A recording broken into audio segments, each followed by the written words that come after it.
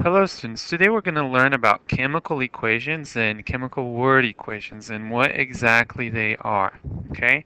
But before we start talking about that, I'm just going to kind of give you an idea of where we're going based on what you know already. Okay, you know about a mathematical equation. For example, 2 plus 2 is going to equal 4.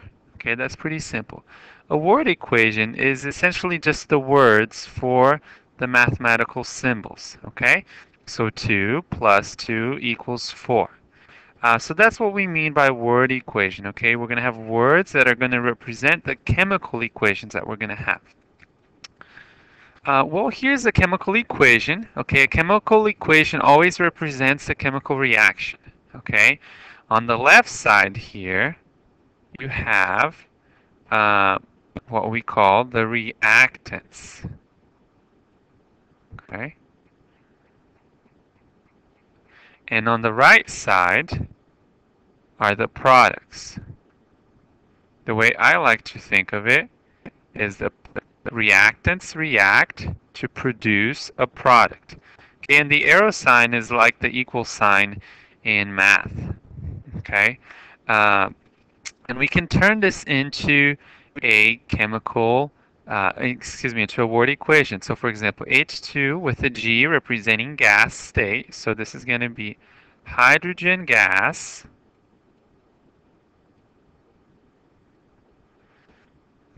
reacts with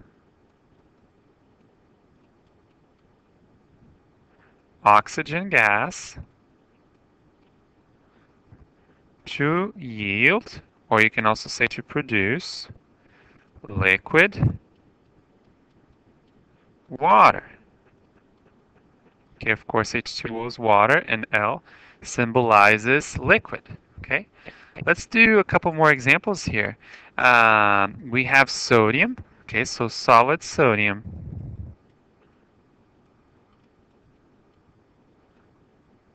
That's supposed to be an M. I apologize about that. Reacts with chlorine gas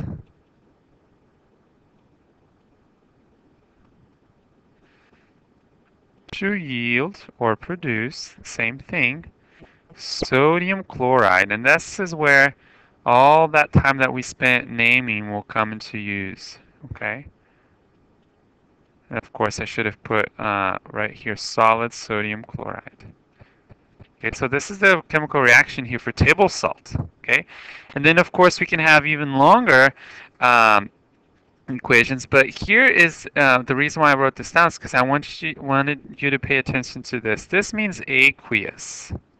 Okay, aqueous just means that this compound is dissolved in water.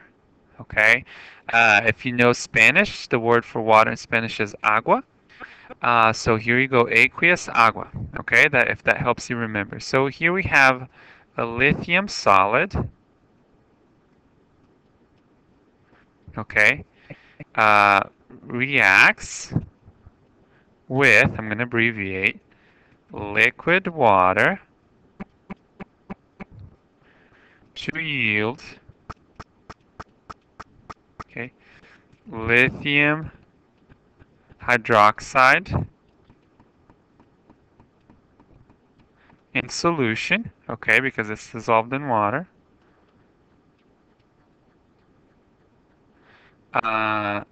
and hydrogen gas. Okay. Now, I'm not going to make you sit there and write big, long sentences. This is just the way that we speak in chemistry, okay? And I just want you to understand that these two things mean the same exact thing. And you should be able to hear the sentence here and transfer that into a chemical equation, okay? There's just a couple of little things I want to point out very briefly. First are about diatomic molecules. Okay, di we know means two. And of course means atoms.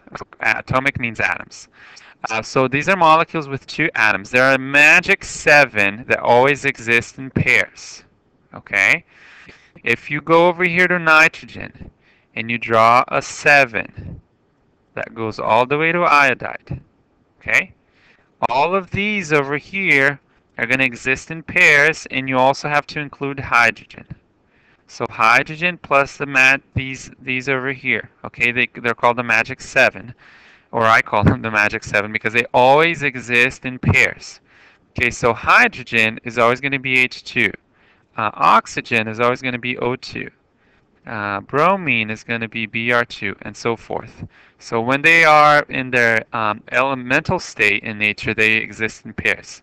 Another way to remember is this little funny sentence here. Have no fear, okay, hydrogen, nitrogen, fluorine, of, for oxygen, ice, cold, beer, iodide, chlorine, bromine. Okay, so just know that those are the diatomic molecules when we're talking about chemical equations, okay? We can also go backwards. We can go from the word to the chemical equation, which is something that you'll probably have to do more often, okay? So nickel, and this takes a couple more steps. So let's just break this down, okay? So nickel 2 has a charge of 2 plus.